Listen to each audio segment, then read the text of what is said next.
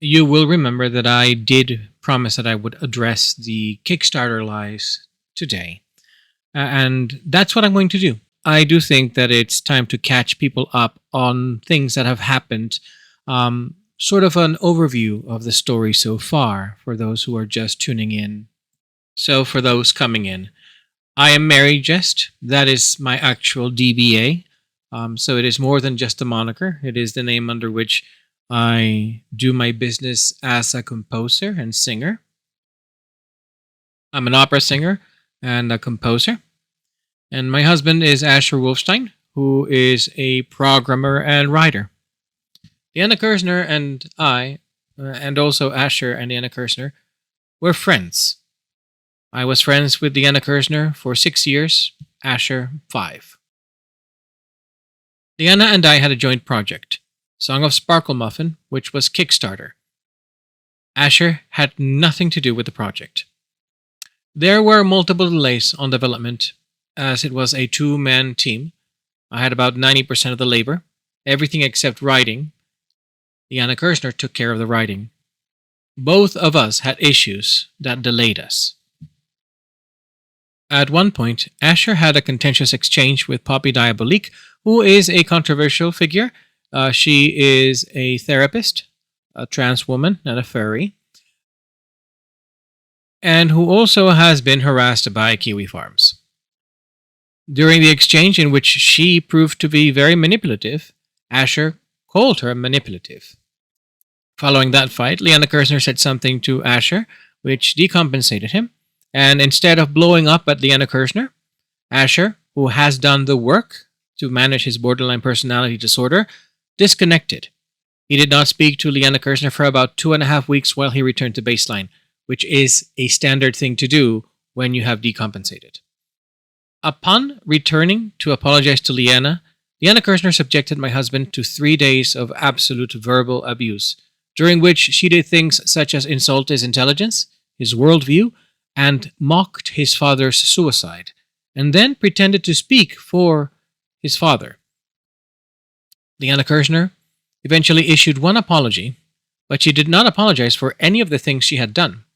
She apologized for miscalculating. And that's important when we cover the Big Ugly Fight, which we'll not cover here. She did not apologize for insulting Asher, for being verbally abusive, nor for mocking his father's suicide. Asher did not accept that apology, and neither did I, because during that fight, I saw Liana Kerzner going full mask off, and I realized that all of the cruelty, all of the meanness that people had said she had, which I did not believe during our 5 years of friendship, were true. Liana canceled the game and gave a full statement of the causes for the delays, blaming Asher and his mental health challenges for the delays, even though he was not involved in the game. And she also omitted all of the delays and her responsibility for her delays on her side. In that statement, she also labeled my husband a transphobe, which is a false charge, in the process of following that disagreement with Poppy. Liana Kerzner completely avoided mentioning the fact that, by her own words, her own husband had caused the significant delays in writing on her end so that neither script, neither the full script nor the demo script, were completed. After the cancellation statement was sent to Kickstarter and YouTube, Liana ensured I could not tell the backers my side of the story by immediately removing me from the Discord and her Kickstarter Discord. For 6 months, Liana proceeded to misrepresent the nature of the delays, exculpating herself with a false narrative, and alleged my husband was ugly and incredibly abusive in that very ugly fight. For 6 months, we called Liana out in public, asking for the record to be set straight. Instead, she doubled down on the lies, leveraged mental health stigma to further denigrate my husband's image as an unhinged buzzsaw of lunacy individual and undermine his credibility. After 6 months of asking for an honest accounting, Asher gave up and published the full transcript of the very ugly fight, which demonstrated that Liana had lied about the contents therein to her radio show, Discord, social media, and YouTube channel for 6 months. Liana treated this as a violation of privacy instead of a necessary step that was taken in order to prove her attacks on my husband's characters were false. We continued demanding the rest of the records be cleared. Liana kept claiming that she was receiving anonymous, threatening messages from my husband. Liana, during our friendship of 6 years, was aware of a local individual with a penchant for impersonation, harassment, and triangulation, as she witnessed this local man's attempts several times online. We have the logs that prove it. However, suddenly she pretends like she has no memory of him and has doubled down on the origin of these messages. I released a video titled "Who is Harassing Liana Kerzner?" reminding Liana who the likely culprit was for those messages, and also informing her that she had a kiwi farmer in her community whom we had pointed out months before. Liana, however, in the meantime threatened us with her lawyer, Dr. Mark Burry. She continued to attack my husband and me in her Discord server, social media, and radio program. Seeing that Liana was not interested in setting the public record in a truthful manner, I collected all the evidence I had. 18 months after the cancellation of the game, I published bossfightgame.com, which contains all of the documentation that shows Liana Kerzner has not provided a truthful accounting of any section of the game development process, our friendship, my husband's mental health and character, and facts such that her husband moved $3,000 from the Kickstarter funds that he had no rights to access, by Liana's own words to me. Throughout my research, I also found that Liana divulges the mental health details of her ex-Liana Cares clients with whom she breaks acrimoniously, such as Mitchell Jura, sharing those details with friends and, in the case of Song Eriksson, her Discord community for mocking and ridicule. There is also evidence presented that shows that she has lied about a great deal of the conflicts she has been enmeshed in, including false-like portrayal of Gail Simone at the end of their friendship, gaslighting and verbal abuse of Roberta Vaughn, and several other individuals, a record that establishes that Liana Kerzner is not a reliable narrator in conflict and, instead, she will often portray the other party in the worst possible light, leverage narrative abuse, and exculpate herself. She employs her large media following and access in order to bury individuals with smaller audiences and following, effectively silencing them to keep evidence from coming out.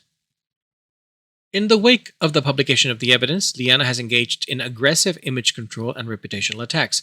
However, the evidence we have is well-sourced and documented. Her lawyer, with whom she threatened us to sue for defamation, is not likely to have much luck with a well-sourced body of evidence. She eventually was confronted by several game backers who asked if my report of the Kickstarter breach was true. She denied, called me a liar, and then took to Kickstarter to make an update. She faced pushback from backers, and then her husband, Stephen Joel Kerzner, accidentally confirmed that my reporting had been factual and that he did indeed move the money from the bank. He attempted to excuse it by alleging mental health challenges, at which point he was confronted by several backers who called him and Liana out for spending 18 months blackening my husband's name using his mental health struggles. Both Kerzners exited the Kickstarter comments. Unable to threaten me with her lawyer any further, Liana then proceeded to call the police twice to make false reports about my husband, claiming he was manic, homicidal, suicidal, and, strangest of all, an anthropomorph. The police contacted us once and then showed up on the second call to our doorstep. Liana had primed them to believe my husband might be violent, clearly intending to put him in danger or to institutionalize him.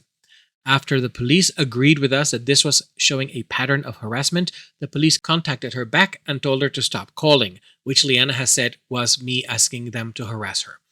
Since then, Liana now has alleged that we are harassing her by exposing the evidence of her misdeeds, her bad behavior, unethical behavior, and her emotional and psychological abuse of my husband for the last 18 months, because she refuses to partake in any portrayal of events in which she shares any responsibility whatsoever.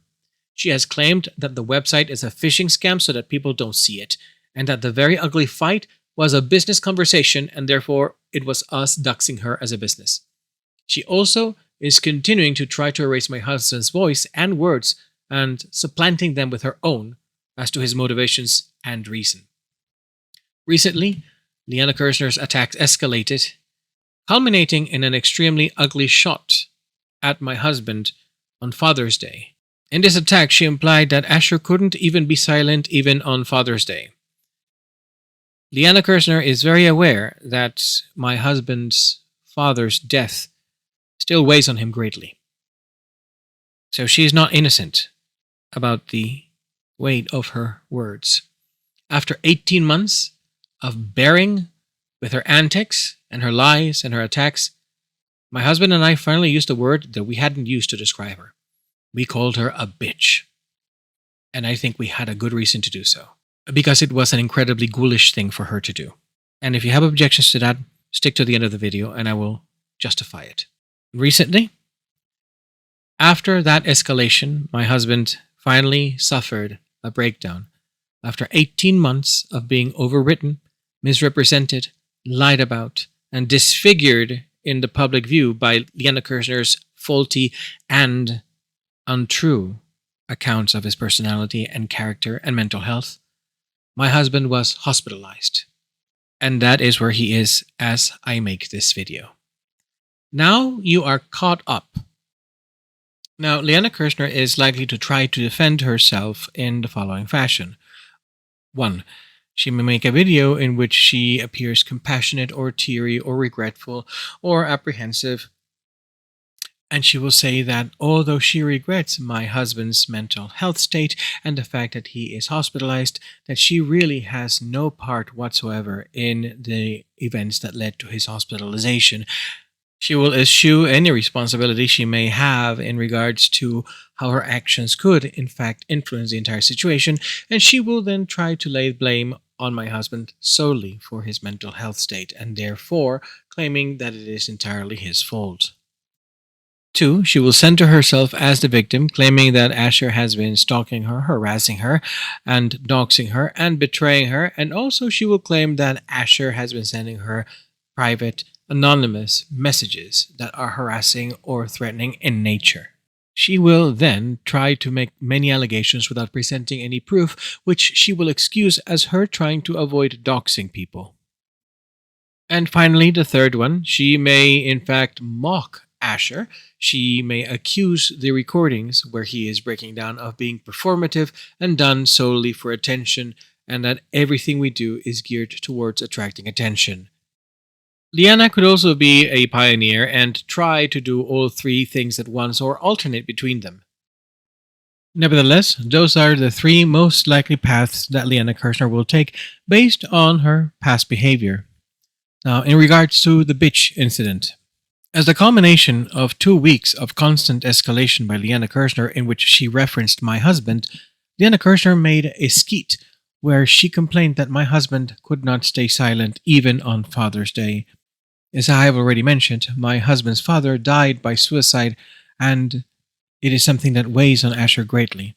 He had a very strong relationship with his father. Even though his father was not an emotionally demonstrative man, he was, in many ways, an incredibly considerate man, while also a very flawed individual. Liana Kerzner despises my husband's father, something that she demonstrated when she mocked his suicide twice in that big ugly fight. Following that post, Asher called her a ghoulish bitch for going there.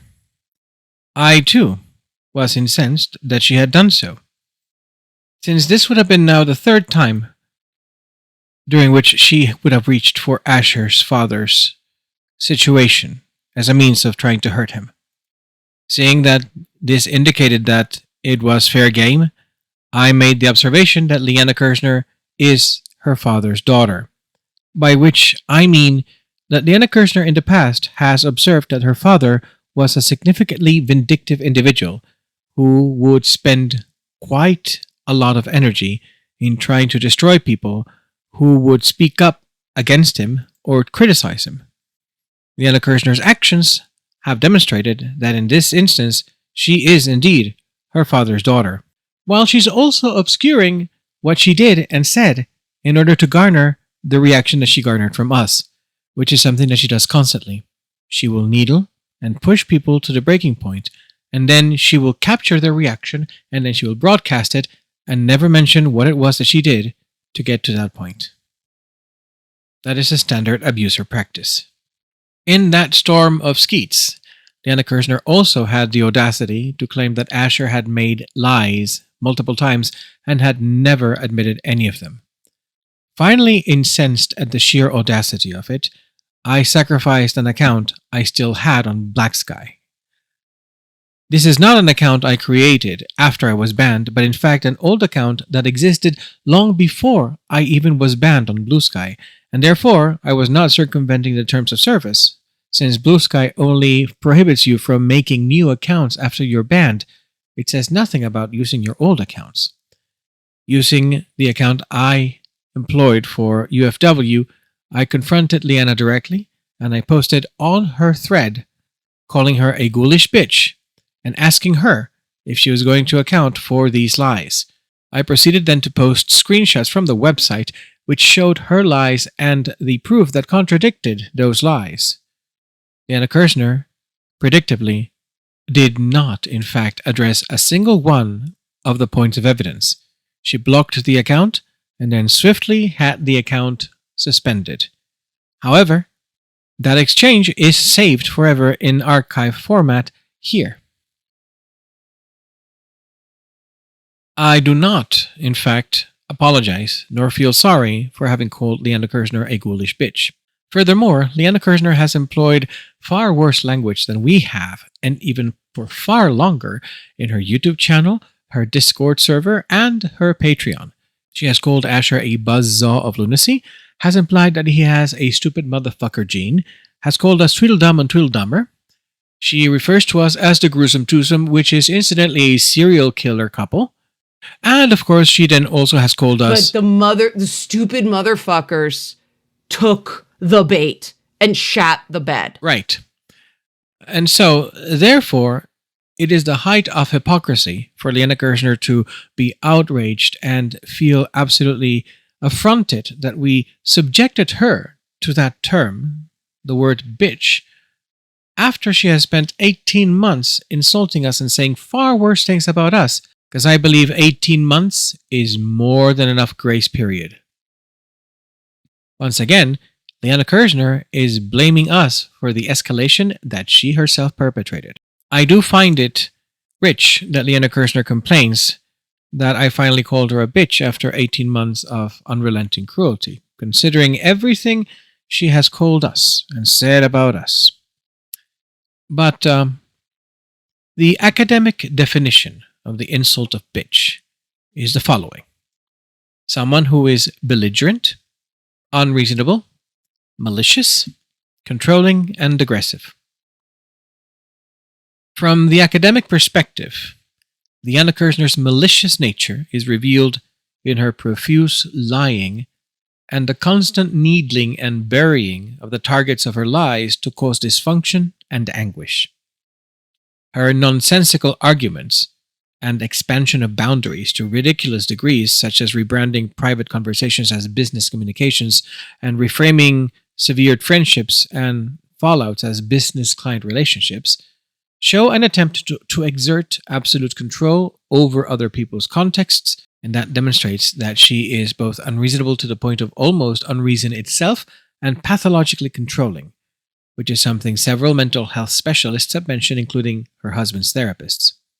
The fact that she vomits endless bait on social media and her channel, directed at people she bullies, demonstrates her extreme aggression and belligerence. I will posit then that as per all the necessary requirements and subscribing to all the utmost academic rigor in these matters, that Liana Kerzner is in fact a colossal bitch, and that to deny this would be a matter of academic dishonesty. I think it is very telling that Liana Kerzner has finally enabled comments on her YouTube channel as soon as my husband is sent to the hospital, and she calls it the upside to an intense week, internet as a lifeline. Considering what she has been using the internet for, well, I believe that my assessment of her stands. On the upside, that means you can actually share your thoughts. I will see you next time when we will go over the big, ugly fight and show how much Liana has lied about it and misrepresented Asher's side on it. And then we will finally close with what Liana Kerzner could have done, but didn't do, and never will do. Until then.